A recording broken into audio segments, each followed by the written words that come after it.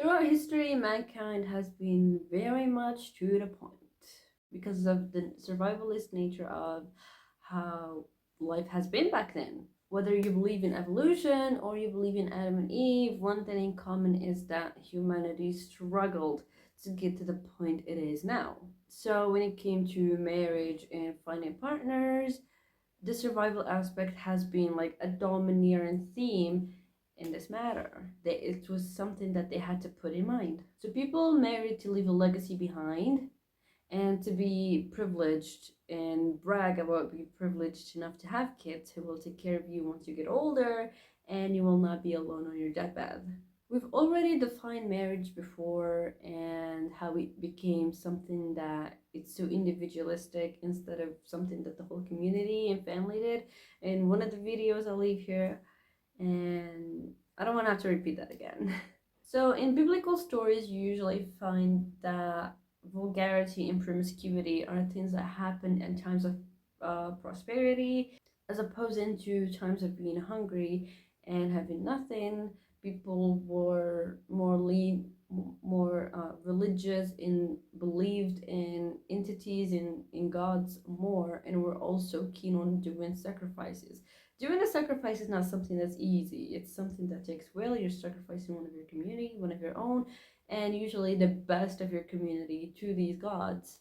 And so people were like at the height of their religiosity when things were bad. However, on the opposite, when things are really, really good, people tend towards being provocative, towards being promiscuous, and towards being vulgar, and sometimes even sadistic. And now we are in great times of prosperity, even though we have, living crisis costs. We have a cost of living crisis.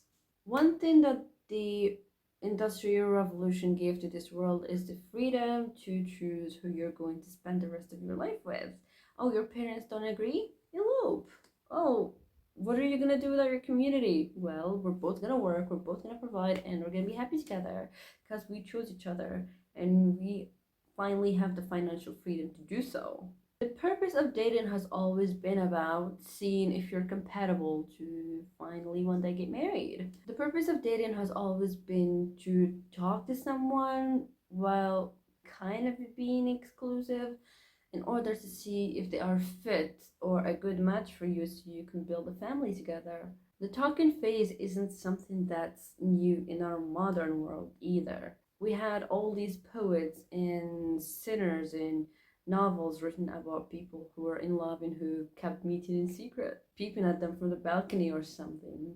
However, one common theme that was really prominent in these books and poems is that, well, it was forbidden love, which means that marrying someone you loved wasn't common enough for people to take those feelings seriously in order to get these two together so they can uh, practice their feelings. Instead, they were actually separated apart because the elders or the father didn't think that they were right for each other.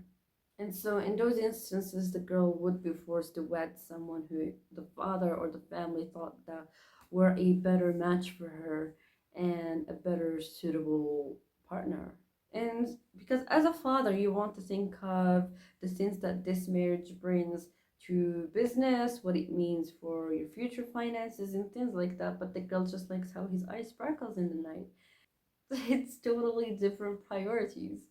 But nowadays, even if you do make the mistake of marrying someone you liked because of how their eyes sparkled in the light, at least you can afford your mistakes because you have a job of your own. So, in brief, the dating phase is the date in which a couple speak to each other to see if they are compatible to one day build a family together. So, in the old days, like when the girls in some communities had choices, if you and me decide we like each other, the wedding's gonna be a week from now. But nowadays, the talking phase has been getting longer and longer, and that's where the scam starts. And it's finally the beginning of the topic. The talking phase. I used to remember that, well, when I was younger, um, dating was basically when a guy walks up to a girl and he asks her out on a date. within the first date, they already decided if they're a couple or no. But nowadays, it's not that fast. Like there's a dating phase for the dating phase, and it's called a situationship, where a couple would be going on multiple dates, hanging out, meeting all the time, talking on the phone all the time, but it's not official whether they're a couple yet or no, and most likely not. Because one key aspect about the situationship or the talking phase is that you do not want to seem clingy. You do not want to seem like the person who catched feelings first. You have to keep playing it cool. Even though you're in love with this person, you did everything a husband and a wife do, you still don't want to seem like you caught feelings first. And that's where you're playing into the scam, because, well, if you caught feelings for this person, then you want to be with them. But if you're so scared that they're going to reject you as soon as you confess your feelings, that means they were just using you for the free trial mode, and that they're still for the streets. Keeping it casual. So keeping it casual is borderline friends with benefits. So you're mating, but that's what you are. You're mates. You're not a couple. And those relationships usually don't have an official title. And so when you're that girl, usually known as the cool girl, guys tend to milk you for everything that you're worth because you're easy to get to. So there's usually like a group of guys, and one is tossing you to the other. You're sharing bed with all of them. However, no one is ever going to claim you as his, and especially put a ring on you. So a lot of names are tossed around for these type of casual occurrences: a one night stand, a situationship, free trial, a pick me girl, whatever, a lot of things. But one thing in common between them is that there's zero commitment whatsoever. And speaking of commitment, no one in these situationships owes you anything, like legally or financially or even socially. Like they can just walk away one day, taking everything that God has given you, and taking your innocence away as well in the process. And there's nothing you could do. There's no one to save you. So, are you owed commitment in these phases? The answer is no. For us as Moroccans, dating is a foreign concept that has been thrown our way, and we caught it. But it does come with a Moroccan twist. Unless it's recognized by an imam, society, or the government, it's not a real thing. In here, as Muslims as well, the only three marital states that are recognized is either single, engaged, or married. There's no such a thing as a relationship, there's no such a thing as a situationship.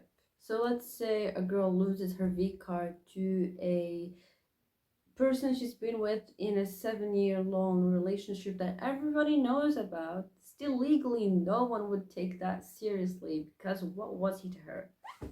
Nothing. So whether it's like the only thing that changes whether it's okay or no is actually the signing of that paper. And so this opens the gates of other questions, such as, well, if they're nothing to me, even though I have all these feelings for them, and they have all these feelings for me, allegedly, is it okay to cheat since they're not entitled to any commitment on my behalf? And the answer is yes, you're still entitled to cheat. It's totally okay to cheat, actually, because you are together on a false basis. Bases you two are on don't even exist. They're imaginary. Your imaginations created them, and there is no, and they take no form or shape in the law or in most people's eyes. Because the motto says, don't let your boyfriend stop you from finding your husband. And so this brings us to the girl that has one boyfriend in every city of the country, and on the day of her wedding, she changes her phone number so nobody can reach her. And when it comes to the guys, they actually do quite the opposite, and they tell you who they're marrying, who she is, and every single detail about her, and even invite you to the wedding. Savage. So what makes dating a scam? Well, number one, it's a scam because the man is getting the marriage perks for a girlfriend prices. Girls usually report that on first dates, men would ask them questions such as how much do you get paid, are you a good cook, and are you good at cleaning, and are you fertile? Both the men and the women bring their knowledge, income, and time and youth and fertility into the relationship so both of them could put half into it so both of them would grow and achieve all their goals. So if you put 50% of your income, I can save the rest and you also can save the rest. And all of this could happen without them even liking you. You don't even have to like them either, you're just using their resources. When you're casually hooking up with someone for a long time and then you finally ask them, what are we? And they give you that look of, I don't know. The free trial is over.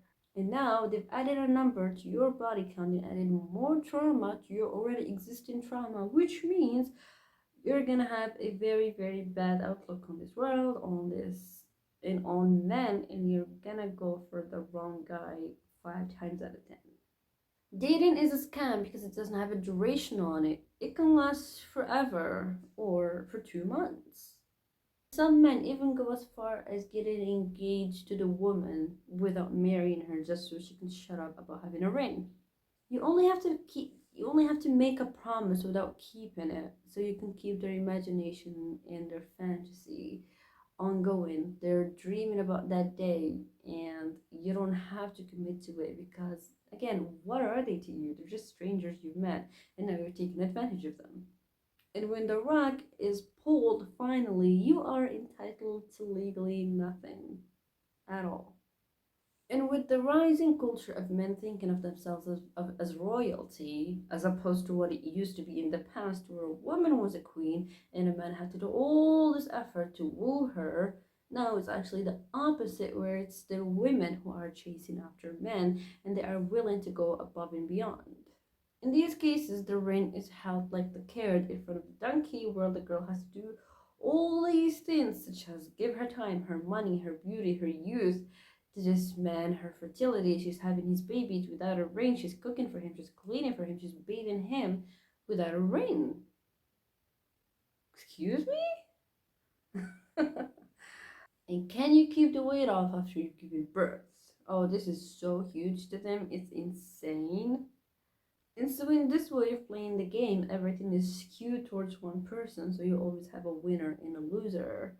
And not just two people who met, got together, it didn't work, and well, they parted ways. No, one of them has to lose.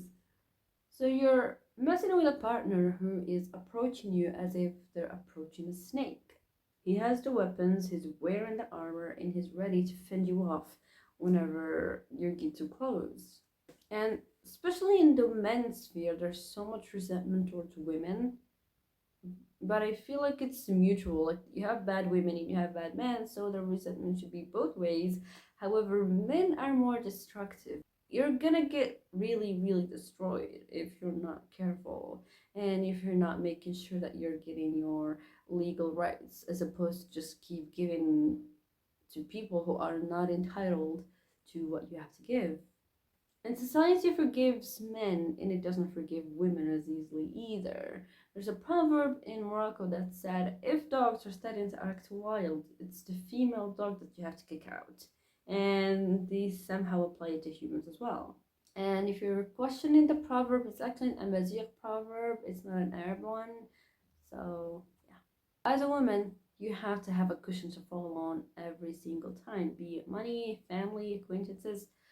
Be careful out there, sisters. Honestly, arranged marriage is starting to sound like a better idea in all of this mess. I'll see you in the next video.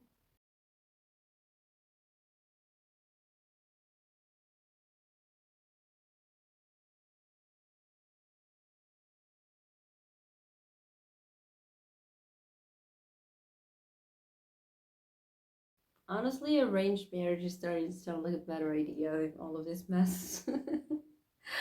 I'll see you in the next video.